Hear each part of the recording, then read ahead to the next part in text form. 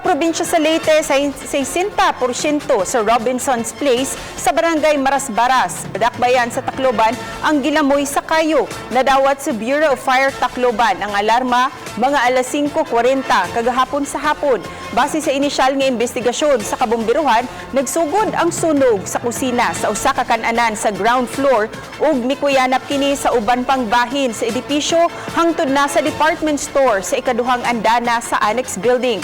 Gumikan sa kadako sa kayo, gisaka kini sa fourth alarm ug mitabang pagpaong ang mukabat sa 30 ka mga fire trucks gikan sa haduol nga kalungsuran.